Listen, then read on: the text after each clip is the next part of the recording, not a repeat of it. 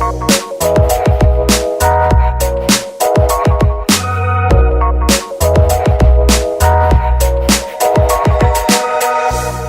ouvintes da Swincast, eu sou a Beatriz Nantes. Eu sou o Danilo Carvalho. E esse é mais um episódio do Swincast. Hoje a gente vai receber um nadador em atividade. Brandon Pierre Almeida está conversando com a gente. Brandon, super obrigada por falar com o Swincast. Obrigado pela oportunidade e pelo trabalho que vocês estão fazendo em prol da natação. Bom, acho que dificilmente alguém que está ouvindo não conhece o Brandon, né? Um cara aí super, super conhecido da natação atualmente, mas eu vou fazer uma breve apresentação. Brandon é um nadador de destaque desde as categorias de base, ganhou Paulista, Brasileiro, Chico Piscina, desde o Petis infantil, bateu vários recordes de categoria. Chegou à Olimpíada já em 2016, então nadador olímpico, e conquistou em 2018 medalha no Mundial de Piscina Curta na prova de 400 medley, que é a principal prova dele. Além disso, também tem medalha de Campeonato Mundial Júnior. Então, de novo, Brandon, obrigada por falar com a gente, vai ser um prazer. E para começar, queria saber como que tudo começou, como que foi o início da sua relação com a natação.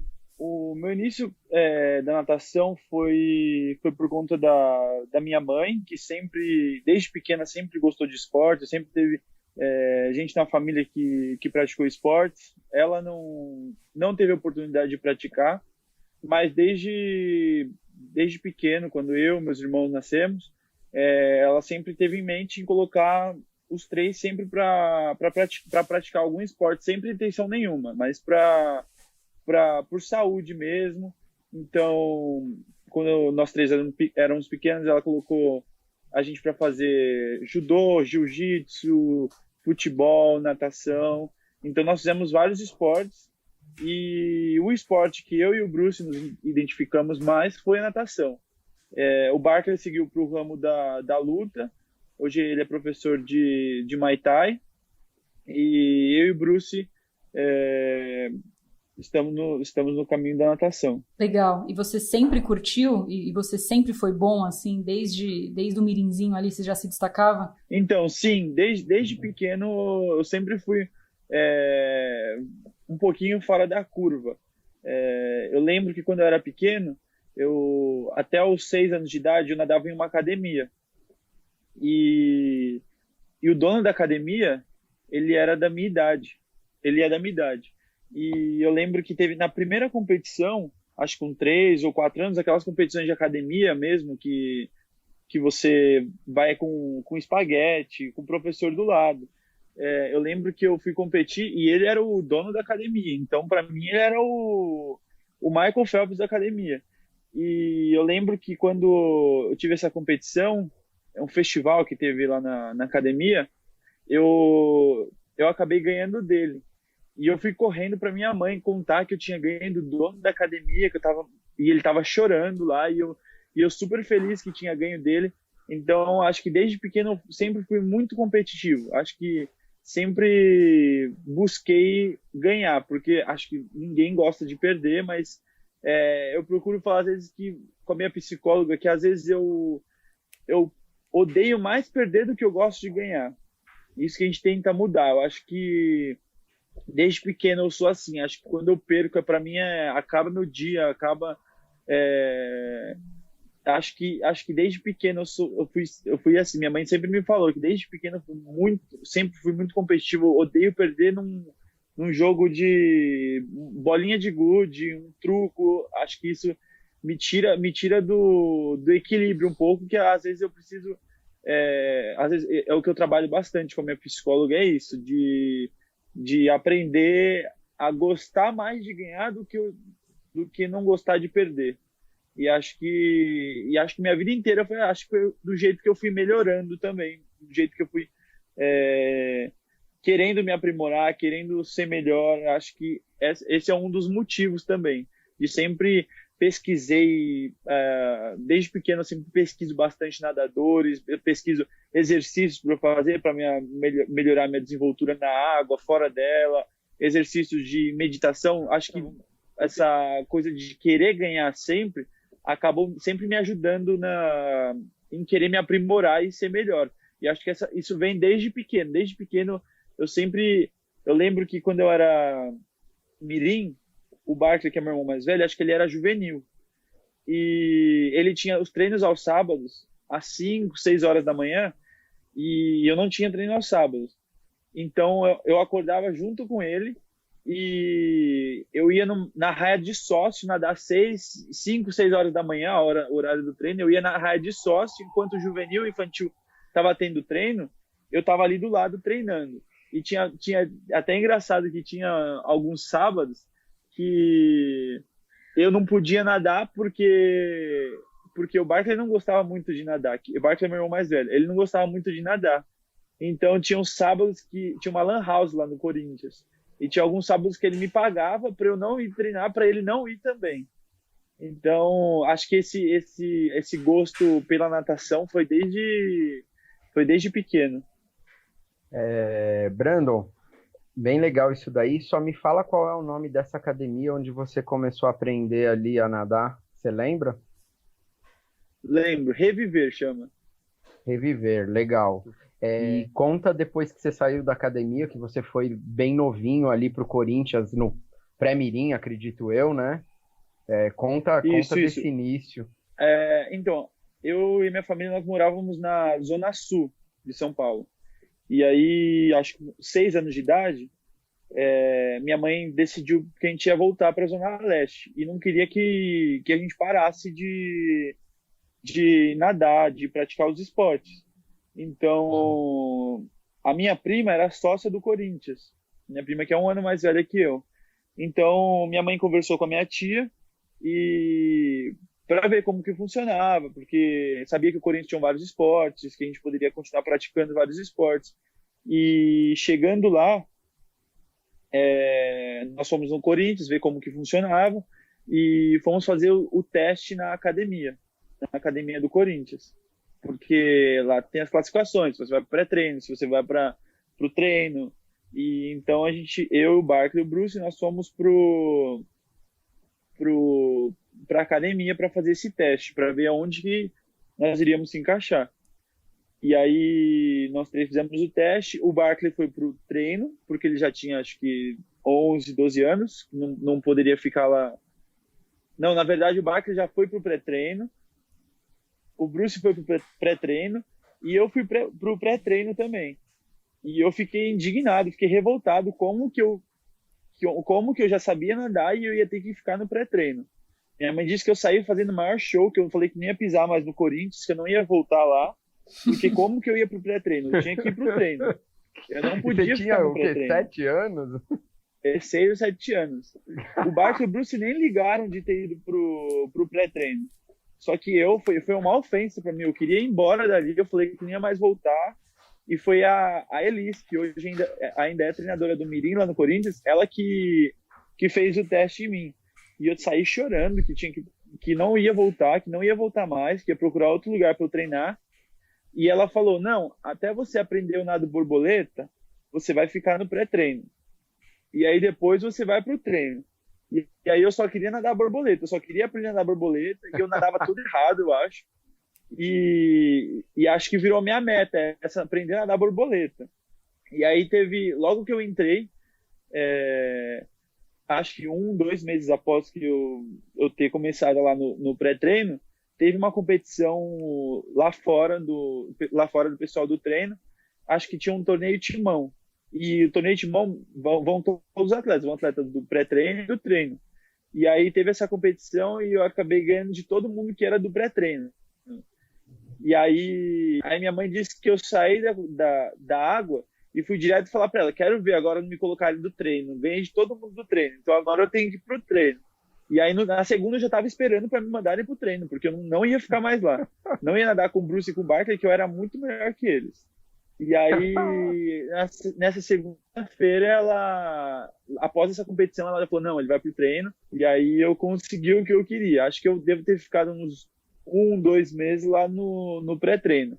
E aí eu fui aprendendo a nadar borboleta, fui aprendendo os outros estilos, me aperfeiçoando para eu continuar lá. E aí você chegou enfim, ao treino, né? Eu queria entender um pouco mais se nessa época você já queria ser um nadador olímpico, você já tinha esse tipo de coisa na sua cabeça, e como que foi ali o Mirim Petis, esse início, mas já competindo em Campeonato Paulista, como que era? Então, acho que eu nunca tive, acho que pequeno assim, eu não tinha essa pretensão, essa vontade de ser um atleta. Eu acho que isso foi acontecendo com o tempo, até porque eu não tenho histórico de ninguém na família que seguiu a carreira profissional. E acho que isso ajuda bastante, isso motiva bastante a criança, o adolescente a ter uma referência, eu tive uma pessoa na família que foi para uma Olimpíada, tive uma pessoa na família que foi um atleta profissional, e eu nunca tive isso. E só que no Mirim eu me destacava, mas eu não era ainda eu lembro que tinha um menino que ganhava de mim,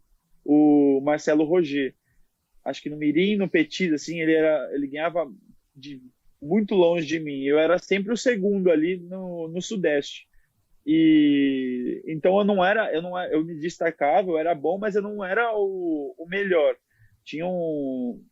Acho que de outros estados também, eu não sei porque a gente só competia Sudeste, mas deviam ter outros atletas que tinham tempos melhores que o meu.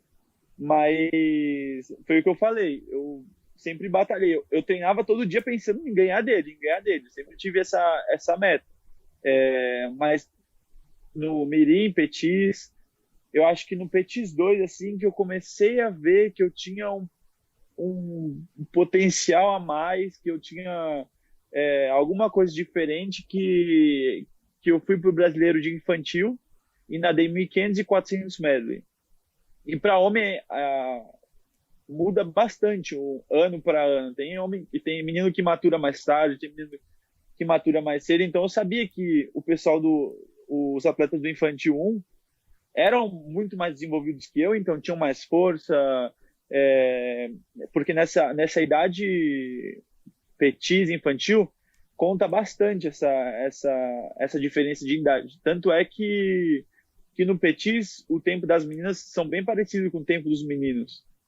Então eu tinha isso em mente que eles tinham mais força que eu, eram mais desenvolvidos que eu. E eu lembro que eu fui para hoje não pode mais fazer isso, mas acho que até a categoria, até o ano de 98, o pessoal que nasceu em 98 podia ir para o brasileiro de infantil, enquanto era Petis. Eu acho que no meu foi o último ano que pôde fazer isso, de competir junto com o infantil. Porque eu lembro que a Gabi Roncato, no ano seguinte, já teve que nadar separada. E eu competi esse meu primeiro brasileiro de categoria, sendo Petis, eu competi com o infantil, e eu fiquei em terceiro no 1.500 e em terceiro no 400 medley. Com um tempo que não era tão forte, eu fiz acho que 5,2 de 400 medley e 17,40 algo nos 1.500. Eu lembro que quem ganhou foi o Iago Kubagawa e o Vitor Ávila no 400 medley, e o 1.500 foi o Cássio Brito e o Jarrão, que era do Corinthians. E eu acho que aí começou a me despertar um pouquinho de, tipo, eu acho que eu sou melhor que o pessoal da minha idade. Eu acho que eu tenho potencial para chegar. Mas essa vontade foi sendo adquirida, não foi algo que eu tinha em mente, que eu sempre quis ser um atleta, sempre quis ser um nadador, não. Entendi. Você queria ganhar ali do cara que você perdia, você sempre quis ganhar de todo mundo, mas não é que você já estava pensando tão lá na frente. Legal, legal. E como que era o volume de treino, assim? Como é que eram os treinos nessa época que você era Petis, você lembra? Eu lembro. O Corinthians segue uma filosofia de o atleta Mirim Petis, ele tem que se divertir, ele tem que gostar. Eu acho que é uma filosofia que tanto que é um celeiro da natação que descobre vários atletas, revela vários atletas, e da gente, quando é Petis, Mirim, Petis, mais se divertir, mais aprender a técnica, aprender mais a teoria do que fazer muito treino. Eu fui dobrar minha primeira vez no Juvenil 2. Então, até o Juvenil 2 eu não fazia dobra. Hoje eu vejo que gente no infantil tá dobrando, faz treinos com volumes muito, muito altos. Mas o Corinthians sempre se preocupou em fazer o negócio gradualmente, sempre aumentar o volume, aumentar a carga de treinos, aumentar o volume do treino de acordo com os anos. Então, Mirim, acho que eu devia fazer 2.000, 3.000 no máximo, aí depois o Petis fazia 4.000, depois infantil fazia 5, 6.000, depois juvenil subia 6, 7.000. Então foi sendo muito natural, foi sendo muito gradual essa mudança, nunca foi uma coisa muito excessiva. Ô Brandon, quem foram seus treinadores aí? Quem te deu treino ali no Mirim, no Petis? Fala pra gente aí, vamos lembrar essa galera importante aí. No Mirim, no Petis, foi o Bira e a Elis, que hoje ainda são os treinadores do Mirim.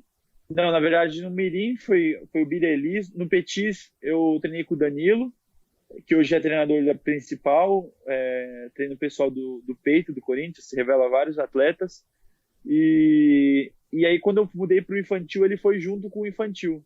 Então, nessa categoria de base, foi o Petis, o infantil, foi com o Danilo e o Caio, que é irmão da Bia. Eu acho que no infantil ele começou a ser auxiliar do Danilo. Então, eu treinava sempre tem o treinador e o auxiliar, porque a equipe geralmente é bem grande. Então, esses foram os meus treinadores da base. Foi no infantil, Bia, que o Caio entrou? Foi. No Petis ou no infantil que ele começou a me dar treino? Foi no infantil e Infantil. Eu nunca vou esquecer disso, que foi o primeiro dia que ele chegou em casa, né, do primeiro treino. Eu falei, mas e aí, como é que é a equipe? É legal? Tem alguém bom, né? Você nunca quer perguntar isso, mas acaba querendo saber. Ele falou, tem o Brandon, né? Não sei se você sabe quem é, o menino nada pra caramba. Então, eu lembro da primeira vez que eu ouvi de você. Então, acho que talvez você tenha sido o cara, assim, o nadador que eu mais acompanhei resultado até hoje na natação, porque foi desde o comecinho mesmo. E foi bem legal de ver tudo, né? Agora, diz uma coisa pra mim. Você falou que gostava de estudar os nadadores, que eu lembro até das outras vezes que eu te entrevistei que você curte mesmo, né? Você acompanha se os seus recordes estão sendo batidos, o tempo que o pessoal faz hoje em dia, dos seus recordes antigos ali de infantil, dessa época? Olha, eu já acompanhei muito mais. Eu acho que quando era júnior 1, acho que juvenil, júnior 1, assim, eu acompanhava mais. Eu tinha, como era fresco até, eu tinha mais noção de tempo. Mas hoje eu sempre estou acompanhando, sempre acompanho brasileiro infantil, juvenil, júnior. Eu sempre procuro acompanhar se alguém bateu, se alguém não bateu. Mas eu já acompanhei mais, mas eu ainda acompanho sim. Eu acompanho sim. Eu gosto de, como você falou, eu gosto da natação, eu gosto de ver a evolução da natação, eu gosto de ver quem são os nadadores que estão vindo. É uma coisa que é uma diversão para mim também. Legal. E conta pra gente quais são esses recordes xodós, então. É isso aí que eu ia perguntar. Eu quero saber qual que é esse xodó aí. Eu né? tinha do meu primeiro recorde que eu bati na minha vida foi do Quimolo, de Petis 2, mas o Murilo quebrou. Eu tenho o do Paulista de Petis, o 800, que foi 9,6, que acho que foi o meu primeiro recorde assim expressivo. Tem o 16,29 do Infantil 1, o outro era 4,36 que o Stefan bateu, do brasileiro de Infantil 2, o 4,14 de Júnior 1, o 15,12 o recorde de Júnior 2 que o Cachorrão bateu, 15,12 era meu xodó também, o 4,12,49 que é meu último recorde de Júnior, da categoria Júnior. Acho que são esses. Legal, bastante recorde, né? Aí, bastante. Legal. Aliás, você mencionou agora o 1.500, né? Eu queria te perguntar isso. Você, por muito tempo ali, você nadou bastante 400, o medley, o 1.500, inclusive ali no Mundial Júnior, ainda nadava bem forte o 1.500, né? Como que foi escolher focar no 400 medley? Eu acho que não foi escolher o 400 medley, acho que o 400 medley me escolheu. Eu acho que desde pequeno eu sempre gostei mais do 400 medley do que 1.500. Eu sempre senti mais controle nessa prova, sempre dominei mais essa prova. O 1.500 nadava porque eu tinha tempo bom também, mas acho que quando você acaba crescendo, se desenvolvendo, e hoje eu vejo, hoje não, há uns três anos, quando eu parei de nadar um 1.500, eu vi que a prova que eu tenho chance mesmo de fazer o meu nome, de conseguir mais coisas, é o 400 medley.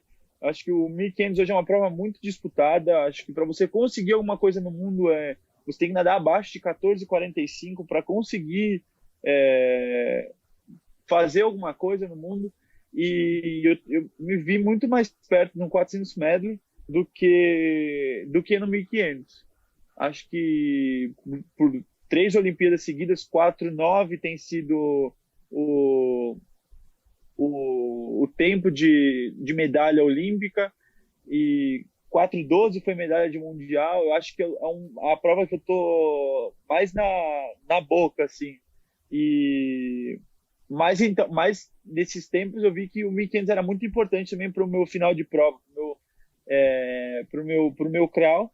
Então, até no Maria Lenk, agora na seletiva olímpica, o Carlos, a gente cogitou a possibilidade de voltar a nadar 800. O 1.500 não, acho que eu não tenho mais nem tanta vontade de nadar essa prova, mas agora que o 800 virou olímpico, acho que me deu uma vontade assim, e até porque o meu crawl tava voltando a andar agora nesse tempo que eu voltei a treinar com o Carlos. Só para o pessoal entender, o Brandon, ele foi campeão mundial júnior do 1.500, né, em 2015, e nas Olimpíadas de 2016 você nadou 400 medley e nadou também o 1.500, né, então realmente assim, é uma prova forte dele também, mas o 400 medley é muito mais forte, então só para o pessoal entender que não é que você nada mal o 1.500, é que o 400 medley que é muito melhor, né. Você lembra ali, ó, essa transição de escolher, né? Porque fica às vezes difícil priorizar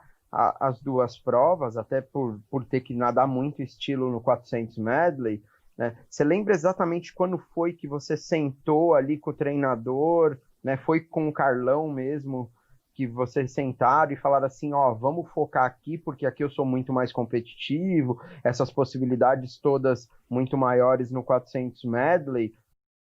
Eu acho que depois de 2016, assim, eu já não queria nadar mais 1.500. Eu já, no final do ano, no Open, que eu fiz o meu melhor tempo de 400 metros, eu já falei pro Carlos que eu não queria nadar 1.500. E no ano seguinte eu já não queria nadar 1.500. Eu lembro que no Maria Lenk de 2017, eu tinha até conversado com o Carlos.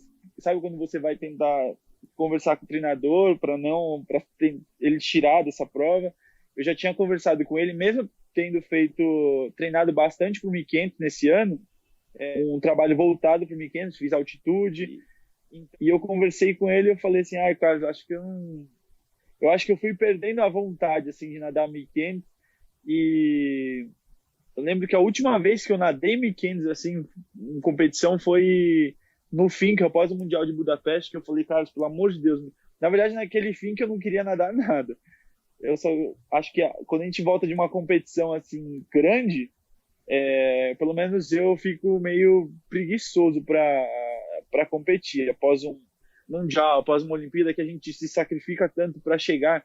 E aí, quando passa, a gente só quer dar uma respirada. E eu lembro que o fim que eu fui logo após o Mundial. Então, eu lembro que eu falei, Carlos, pelo amor de Deus, eu não queria nadar nem o 400 medley.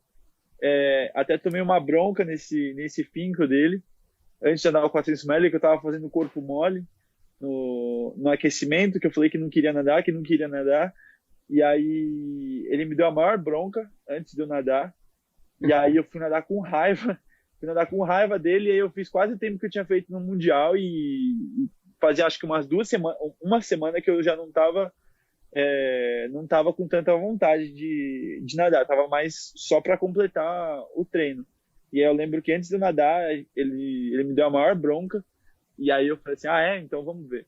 Aí eu fui lá e fiz 4,13,6, eu acho. Eu acho que foi mais eu fui movido na raiva mesmo. E aí logo após eu tinha o 1.500, acho que no dia seguinte eu falei, Carlos, pelo amor de Deus, não quero nadar. E aí eu nadei só mais para completar mesmo. Eu fui nadando cozinha na prova inteira. Acho que era o Miguel, o Bruce. O Bruce tinha nadado bem essa competição, estava numa fazendo uma competição boa.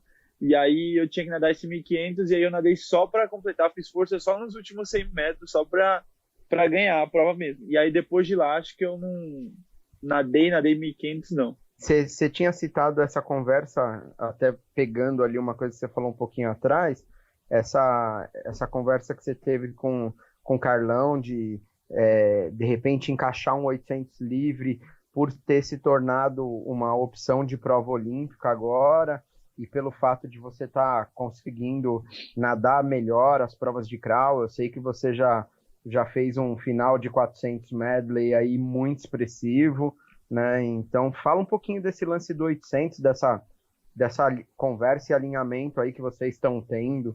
Então, na altitude, a gente teve bastante tempo para conversar, né? A gente ficou 3 semanas na altitude e os meus treinos de crawl estavam andando muito bem. Eu fiz uma série lá na altitude, acho que eu fiz meu melhor ritmo, minha melhor série da vida, acho que eu fiz lá na altitude, em altitude, né? E meu crawl tava andando bastante.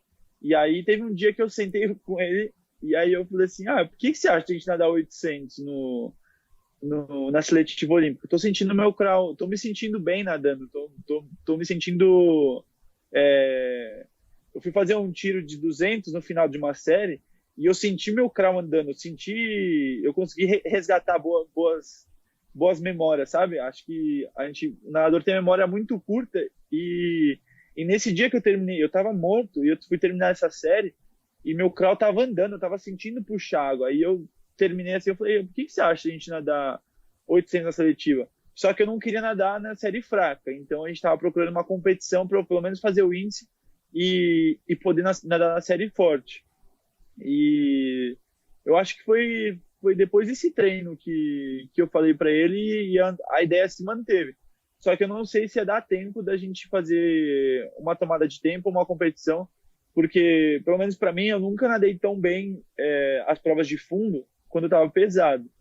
Então, eu teria que dar uma descansada ou nadar numa competição maior para fazer um tempo bom e nadar, e para eu tentar nadar entre os 8 lá na seletiva olímpica. Mas foi uma ideia e quem sabe tem essa possibilidade de nadar ano que vem, já que foi adiado e eu vou ter tempo para nadar um 800 quando eu tiver um pouquinho mais descansado. Sim. Com certeza você tem alguns treinos daqueles insanos, igual você falou, minha melhor média na altitude e tal. Eu queria que você contasse, sei lá, 2 treinos insanos que você já fez, assim, de você falar assim, cara, esse treino foi difícil demais, e também pode ser, esse treino foi espetacular, eu fiz umas médias XYZ absurda. Conta pra gente aí de crawl, de medley, de qualquer coisa. A gente quer escutar uns treinão. Tá, deixa eu pensar, porque, como eu disse, a memória de nadador é bem curta. Eu vou falar desse treino que eu fiz na altitude, Tá. que foram 6 de 100 e era para ser 2 de 200. 6 de 100, 2 para cada estilo, a cada 2,30, acho. Não era uma cada tão grande. E o primeiro de cima e o segundo de baixo. Só o primeiro de cima que era de borbo. Eu fiz 59 de borbo, 59 de cima e de baixo. Depois 0 de costas, 59 de costas. 11 e 10 de peito. E aí o último de cima eu falei para ele que eu ia, se eu fizesse abaixo de 2,0, eu não precisava fazer o outro. E eu fechei uns 57. Para o estúdio essas médias foram bem fortes. E Legal. aí depois eu fiz um ritmo de prova com 15 segundos, que eu fiz 58, 10 e 58. Eu acho que foi isso. Foi o melhor ritmo na altitude. Geralmente na altitude a gente sobe bastante o tempo. Foi um tempo foi um ritmo que eu fiz, foi bem parecido ao que eu fiz quando eu voltei da altitude de dezembro, que eu fui competir lá no Rio de Janeiro.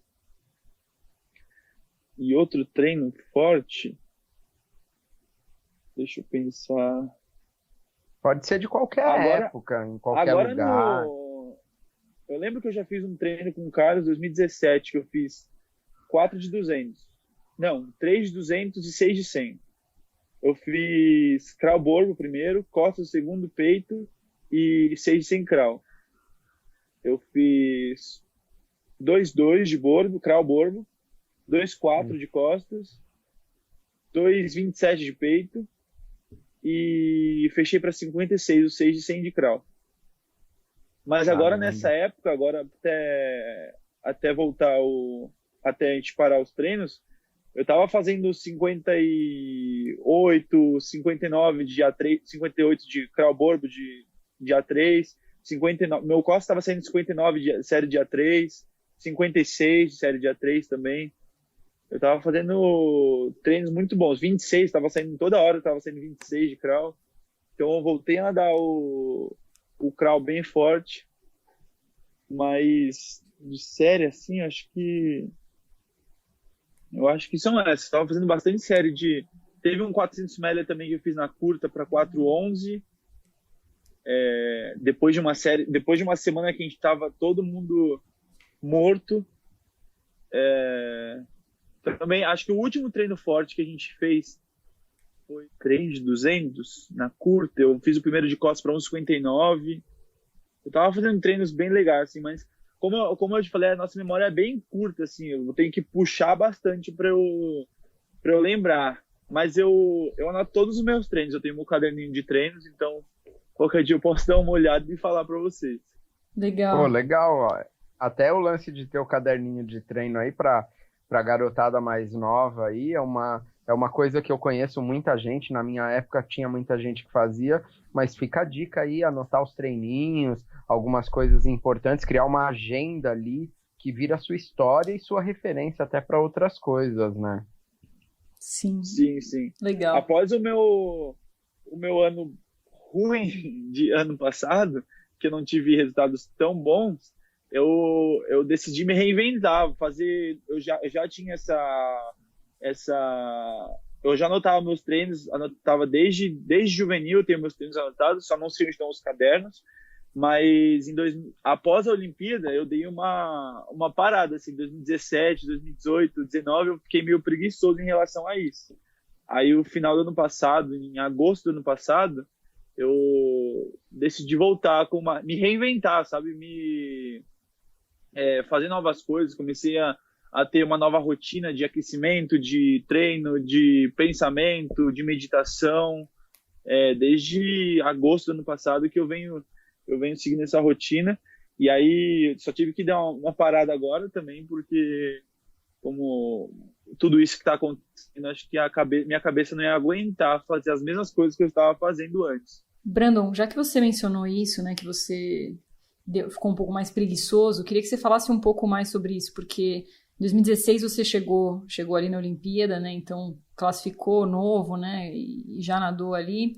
Aí lembro que você comentou que ficou um pouco deslumbrado, não conseguiu nadar tão bem, mas conseguiu nadar a Olimpíada. Em 2017 você chegou no Mundial de Budapeste, pegou final, né, pela primeira vez, e em 2018 você foi medalhista no Mundial de Curta. Então, apesar disso, você teve bons resultados, né? Mas conta pra gente o que você acha que aconteceu, assim. Você deu uma cansada de treinar, o que é normal, né?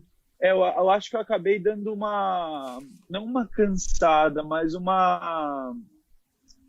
não sei a palavra agora, mas acho que eu sempre fui muito, muito nerd, assim, muito 100% com natação, com me cuidar, com alimentação, e eu acho que esses tempos, começo de 2019, acho que eu comecei a não dar o meu 100%, sabe? Eu comecei a dar o meu 90%, e por isso que eu tive uma conversa com o Carlos ano passado. Eu falei, não, agora eu estou disposto a dar o meu 100%. Eu acho que foi um tempo de eu dar meio que uma respirada.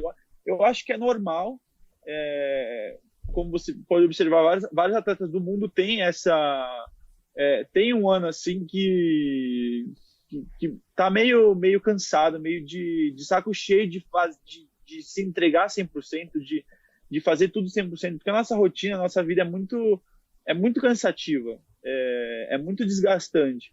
E eu acho que eu precisava desse tempo, foi um tempo que eu precisei para mim, para amadurecer também, para amadurecer como atleta e como pessoa. E conta pra gente um pouquinho sobre o tempo que você ficou nos Estados Unidos, como é que foi essa experiência?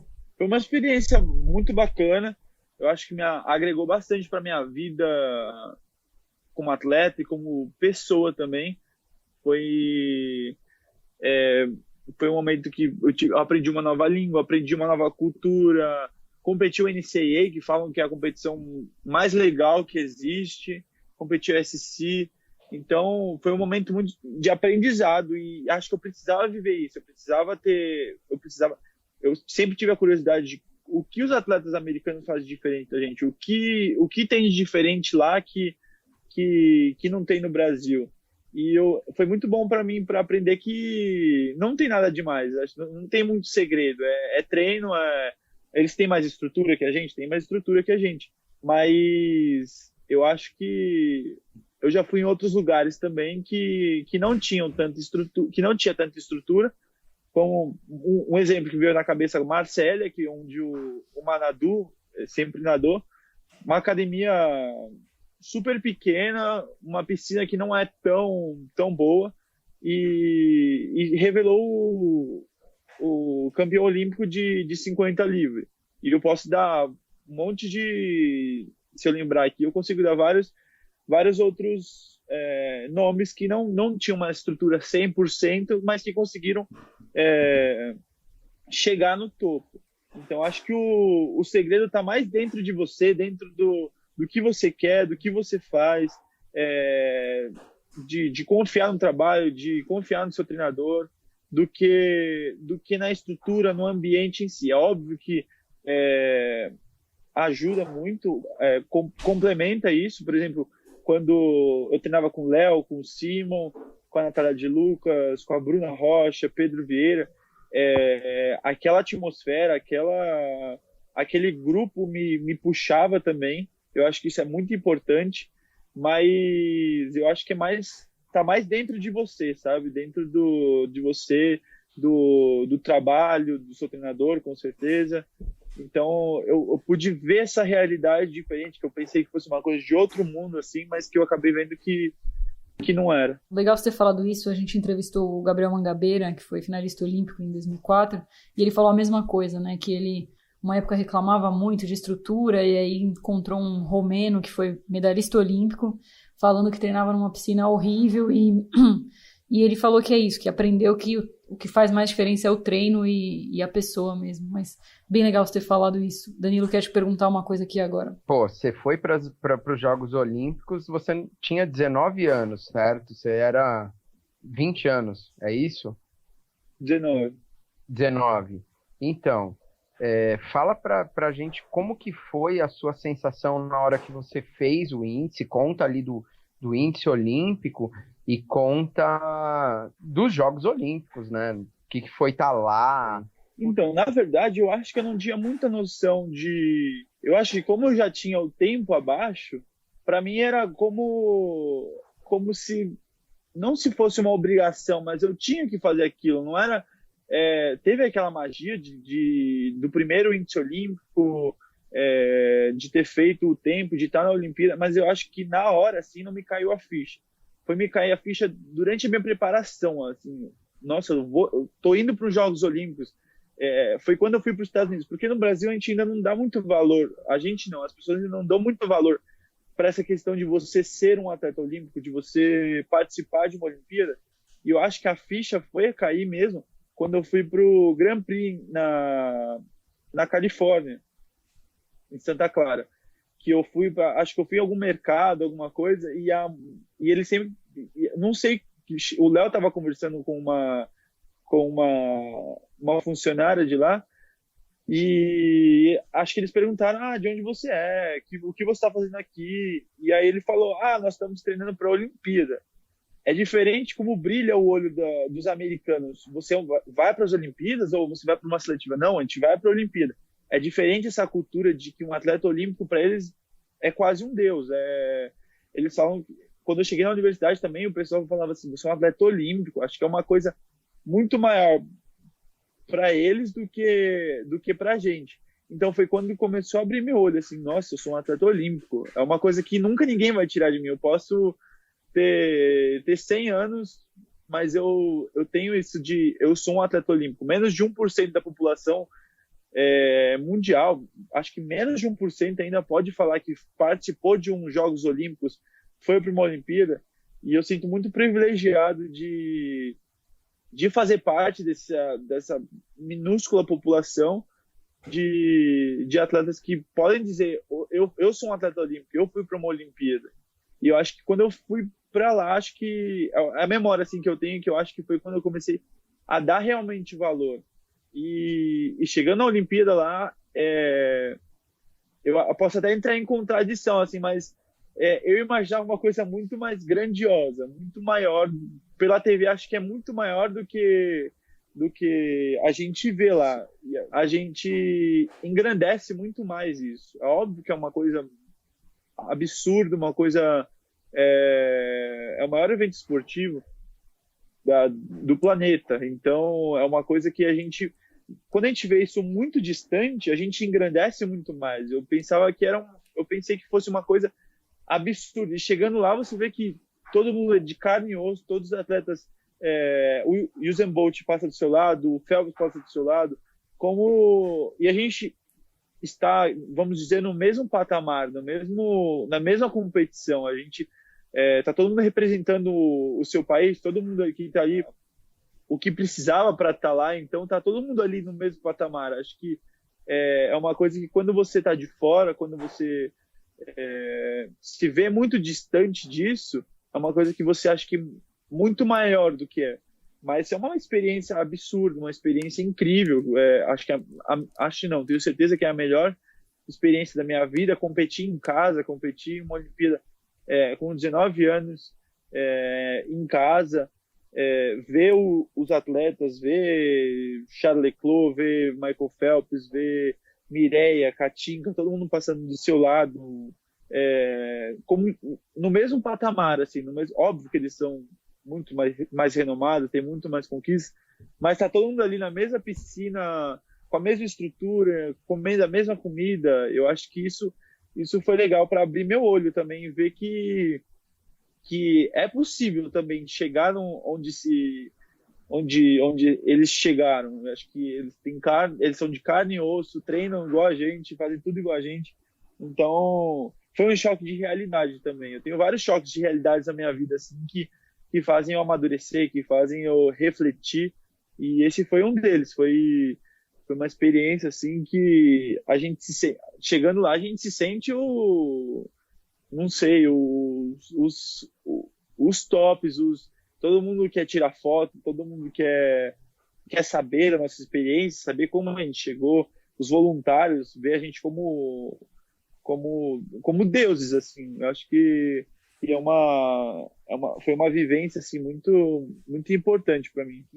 Você falando do lance dos Estados Unidos, da pessoa, do mercado valorizando o atleta olímpico, né? Uma coisa que eu sempre falo, Danilo, sempre falo, e aqui no podcast, eu sempre que tenho uma oportunidade, eu coloco, né? E uma das razões do nosso podcast é trazer mais cultura esportiva para o Brasil. A gente precisa muito disso, né? Acho que é um trabalho de formiguinha, mas se a gente conseguir mudar a cultura esportiva no nosso país, né, a gente pode ser uma grande potência no esporte, sem sombra de dúvidas. E aproveitando aí que você falou dos choques de realidade, né, que você falou que teve vários, conta mais choques de realidade que te fizeram amadurecer aí, que você falou que teve alguns, vários, sei lá. Eu acho que eu já mencionei dois. Acho que o PAN do ano passado foi um choque de realidade, assim. Eu preciso acordar para a vida, porque ano que vem tem a Olimpíada e eu quero estar entre os tops do mundo, eu quero estar entre os melhores.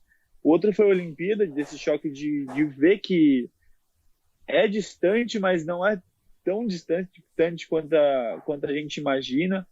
Eu acho que no primeiro Mundial Júnior, que eu cheguei lá em 2013 em Dubai, que eram da idade mais nova, assim, e eu vi os atletas já fazendo tempo de final olímpico, os atletas fazendo tempos absurdos. Lembro que o Mike Horton fez 3:47 na época.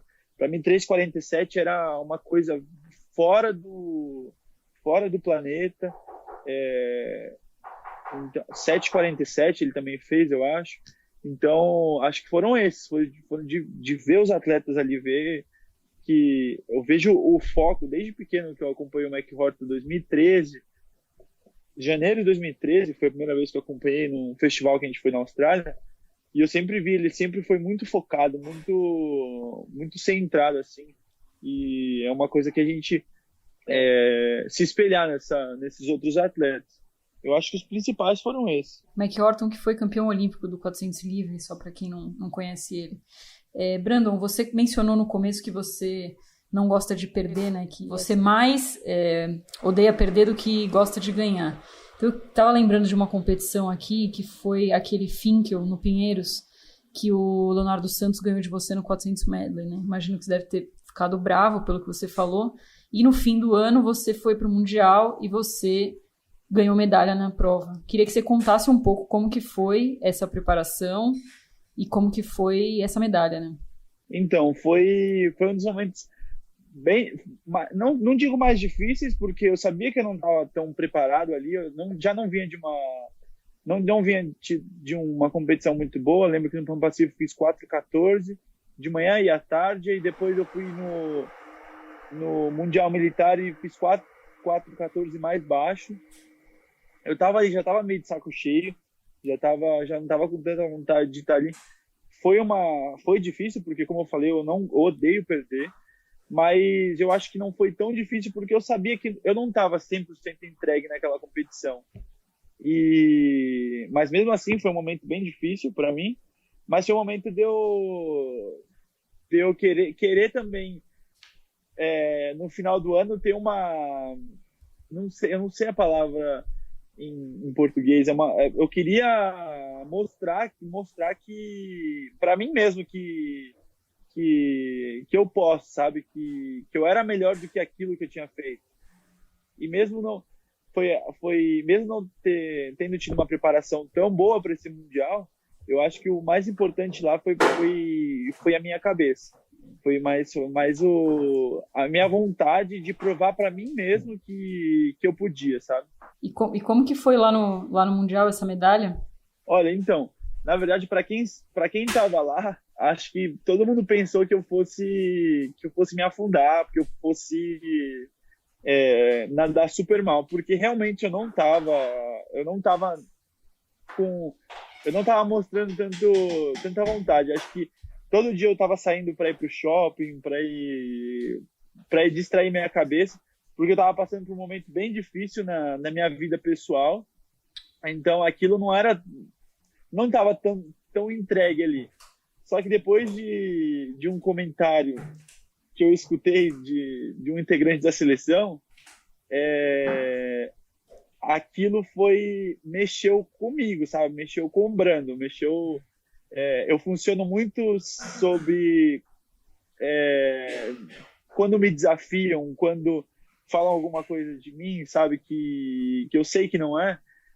E eu escutei um comentário que eu queria provar para a pessoa e para mim que não era aquilo que ela tinha falado. Então, eu acho que foi um up, um gás a mais, sabe, de nadar bem, de mostrar para mim. Eu acho que o mais importante era mostrar para mim que eu não era aquilo, sabe?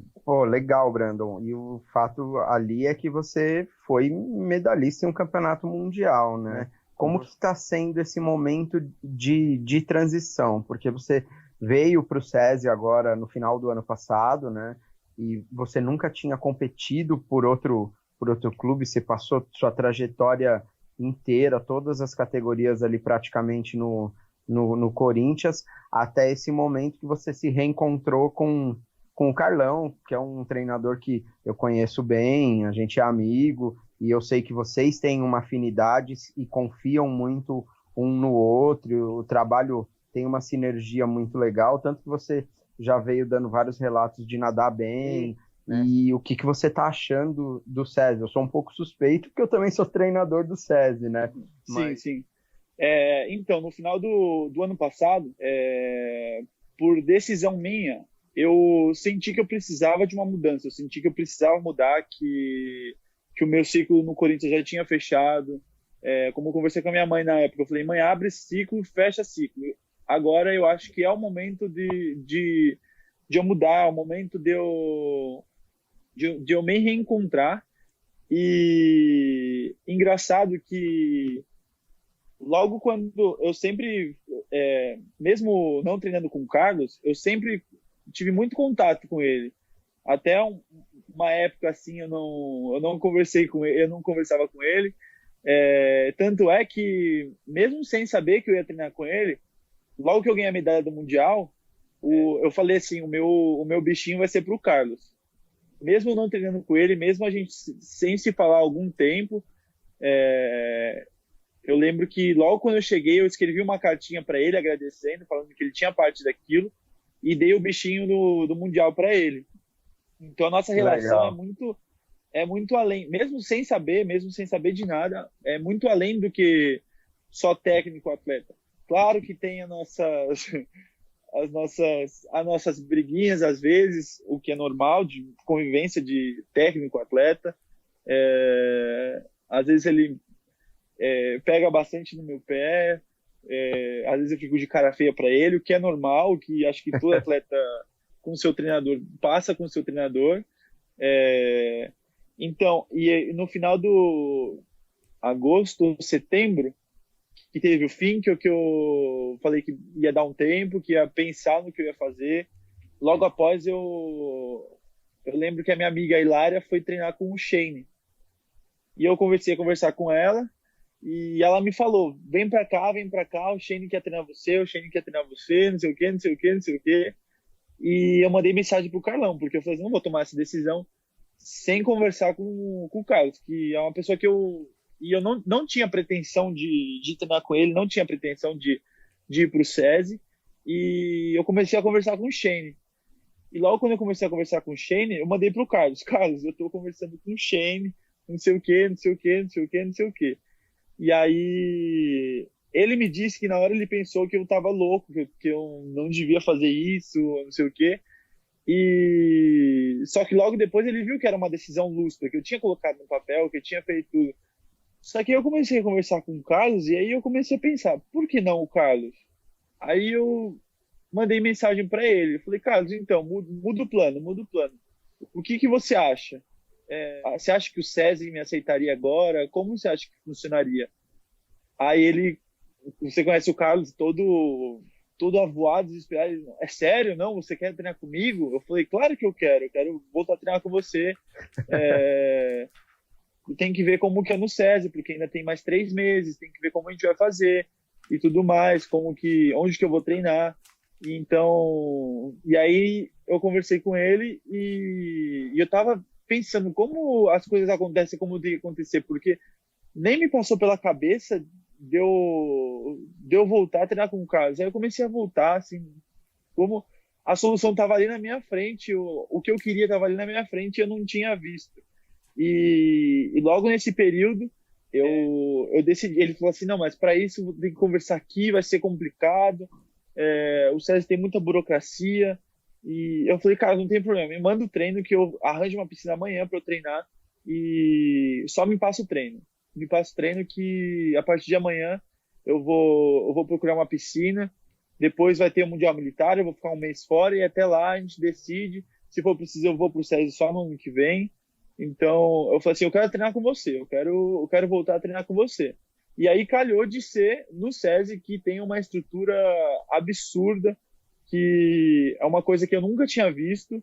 Realmente a preocupação que eles têm com o nosso bem-estar, com o nosso melhor. E eu vi isso na nossa ação que a gente teve lá no Rio de Janeiro, que tinham quase o mesmo número de comissão, de staff, do que o número de atletas. E eles sempre preocupados com o nosso café da manhã, com o nosso lanche, com nossos exames, com onde que a gente ia, qual hotel que a gente ia ficar, a logística.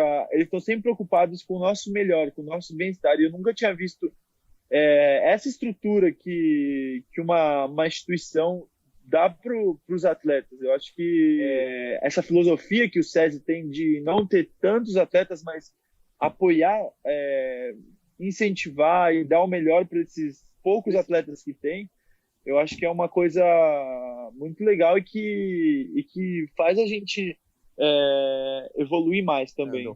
Só para o pessoal entender aí quem é o Shane, né?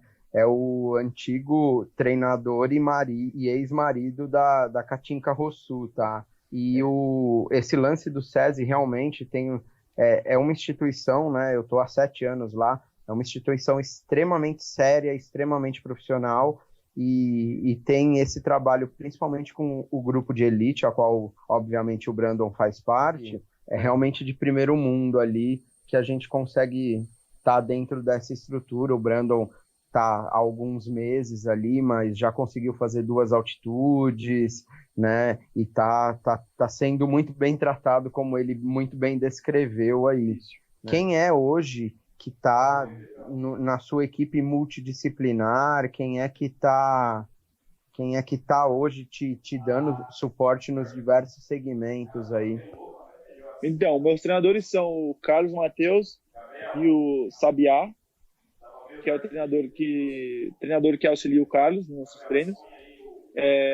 Psicóloga Carla de Piero, fisioterapeuta RR. RR é o fisioterapeuta do SESI. Minha equipe multidisciplinar é praticamente 90% do SESI. Acho que só a nutricionista e a psicóloga que eu faço, que eu optei por manter os que eu já tinha, que é o Alan Nagaoka e a Carla, que é a psicóloga. Ano passado eu comecei um trabalho com uma neurologista, na parte mental também, que é a Melissa. Massoterapeuta eu faço com a Cláudia, que é a do SESI também. Só uma observação, a Melissa, a Melissa é do método neural, ela é minha amiga pessoal, aí a gente trabalha junto também, tá? É uma super parceira, uma pessoa que eu confio, ela inclusive trabalha com várias pessoas que trabalham junto comigo, ela é minha amiga e parceira mesmo, né? E confio muito no trabalho dela também. Isso foi um adicional que eu fiz na minha equipe multidisciplinar no final do ano passado, que me ajudou muito e tem me ajudado bastante. E agora, com essa parte esse adiamento dos Jogos Olímpicos, o que você achou? Você ganhou mais um ano para treinar um ano a mais no programa do Carlos novamente? Você achou isso bom? O que você achou de tudo isso que está rolando? Então, pelo meu histórico, eu sempre demorei um pouco para me adaptar a um treinador. Acho que desde pequeno, assim, nos primeiros 3, 4 meses, assim, eu demoro para o meu corpo acostumar. Acho que meu corpo deve estranhar um pouco com o tipo de treino diferente. Então, foi assim com o Carlos também. Quando eu mudei com ele em 2014, eu tive que mudar no final de 2013 para 2014, no começo do ano, ter bons resultados, mas depois que eu comecei a ter resultados melhores. Então, só que como eu já conhecia o método, o treino do Carlos, que ficou um pouquinho mais difícil, vou te confessar que eu não lembrava que era tão difícil assim. A gente até conversou antes de parar os treinos. Eu conversei com eles, Carlos, eu estava pronto para agora. Eu estava, mesmo por esse histórico, esqueci isso. E eu falei para ele, acho que depois daquela competição lá no Rio, que eu fiz 4,14 sem estar 100% polido, só descansado, me deu um up, assim, um ânimo, assim, de, poxa, eu treinei 1 mês e meio, 2 meses, um mês com o Carlos, na verdade. Porque 1 mês eu fiquei treinando sozinho. Eu fazia meus treinos no relógio. O Carlos me passava o treino e eu fazia o treino no relógio. Acho que eu fiquei 2 meses assim, 1 mês e meio. E eu fui para altitude e fiquei um mês com ele e voltei com um mês, a gente já viu o resultado, já viu que de 58 alto, que eu tava 59 baixo, 58 alto que eu tava fechando, eu já voltei a fechar 57, que eu não fechava há muito tempo. Então, eu estava preparado, eu estava pronto para agora. Só que o momento é uma pandemia mundial, é uma pandemia, é um caos mundial. Tenho conversado com vários atletas, Simona Quadarella, Hilária, Greg, Gelira, né? Tenho contato, bastante contato com esses atletas, a Marguerita, já que, graças a Deus, eu tenho essa oportunidade de conversar, de saber o que eles estão fazendo, eu gosto de conversar com eles. E eu vi que eu estava sendo, acho que, individualista, pensando mais em mim do que no mundo, sabe? A Marguerita, a Simona estão mais de um mês sem treinar. Acho que não ia ser justo com os outros atletas eu ter a oportunidade de estar nadando, na época eu estava nadando, e os outros atletas não. Eu acho que seria uma desvantagem. Acho que o olimpismo prega tanto pela igualdade, que acho que se tivesse jogos esse ano não ia ser uma coisa, não ia ser em igualdade. Acho que ia chegar atleta mais treinado, atleta menos treinado. Eu acho que foi a melhor decisão ter movido para 2021, mas é uma pena, principalmente para mim, falando por mim, porque eu estava me sentindo bastante preparado e agora eu vou ter que voltar ao foco, acho que quando falaram que se tivesse em junho, eu senti meio que um pânico assim de ter que voltar, fazer tudo que eu fiz de novo. Então, acho que foi uma sensação de alívio com tristeza, mas depois, agora, pensando friamente, vendo a situação, vendo o jeito que o mundo está, graças a Deus que foi adiado para 2021. Eu acho que se a seletiva fosse em abril, eu estava preparado para dar o meu melhor. Não sei, a gente não pode prever o futuro, mas estava tudo preparado para eu dar um excelente resultado. Eu acho que se fosse em junho, esse resultado já não ia ser tão bom quanto o de abril, mas a gente não tem o que fazer. É uma coisa que foge do nosso controle. O que eu tenho no meu controle agora é que eu consigo ter um lugar para me manter ativo, porque treinar eu não estou treinando, até porque acho que eu não tenho cabeça para treinar forte agora, sem saber que dia que eu vou competir, que dia que eu vou ter uma competição importante, que dia que eu vou voltar a treinar como treinador. Eu acho que esse momento eu não tenho cabeça para... Até dei uma relaxada na alimentação. Acho que é uma coisa normal que eu venho conversar com os outros atletas para saber se não era só eu. Conversei com o Cachorrão, conversei com o Sheffer, costumo conversar com a Manu, com a Etienne, com vários atletas. Então, é bom para eu ver que não sou só eu que estou passando por esse momento difícil mentalmente também, não só fisicamente, com certeza, mas mentalmente eu acho que é o mais difícil. Para finalizar, eu tenho uma última pergunta. Queria que você falasse um pouco da sua relação com seu irmão. Eu vejo que vocês são próximos, os dois são nadadores, nadam até provas iguais em alguns momentos, né? Como é que é a sua relação com o Bruce? A nossa relação é muito boa. O Bruce é um pouco mais introvertido que eu. Acho que eu sou muito emoção, eu sou muito agitado. Acho que até acaba irritando ele às vezes, mas a nossa relação é muito boa. O Bruce é um excelente nadador também, muito dedicado.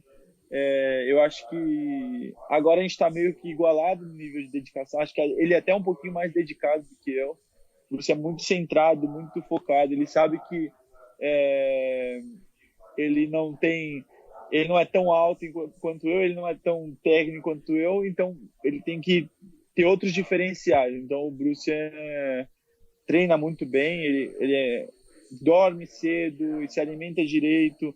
Esse ano ele está se formando em psicologia, então ano passado ele fazia estágio e treinava ao mesmo tempo.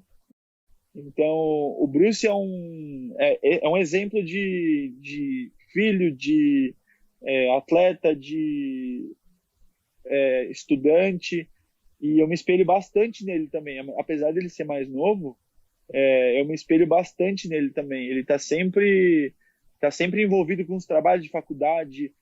Aos domingos ele acordava cedo para ir para a igreja e depois fazer pesquisa na Avenida Paulista, fazer trabalho de faculdade. Então, o Brandon precisava um pouquinho mais disso, desse 100% de disciplina dele. Então, eu procuro me espelhar bastante nele, nesse lado de ser muito, muito centrado, muito focado.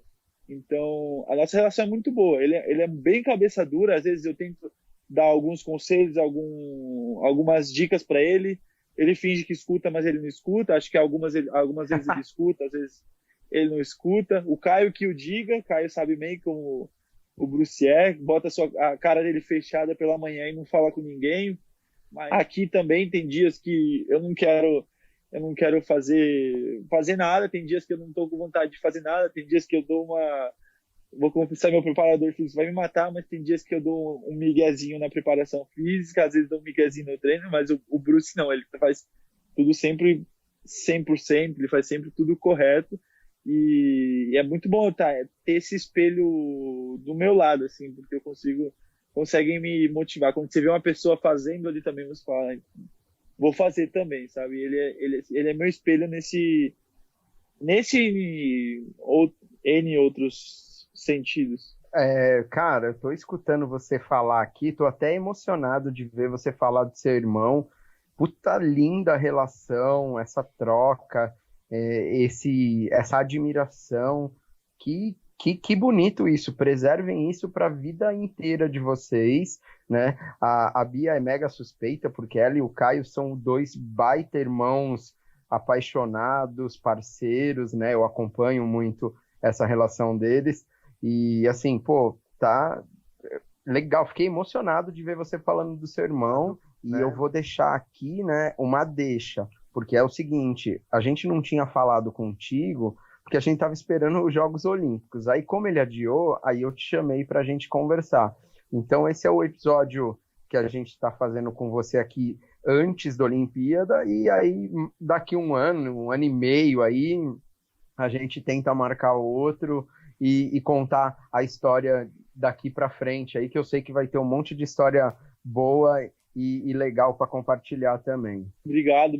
Se Deus quiser, venho com uma história boa aqui na próxima vez que vocês forem conversar comigo. Espero ter notícias, histórias boas para contar para vocês. Já tem. Show. Obrigada, Brandon. Sigo na torcida aqui por você sempre e obrigada por ter conversado com a gente. Obrigado e um abraço para vocês.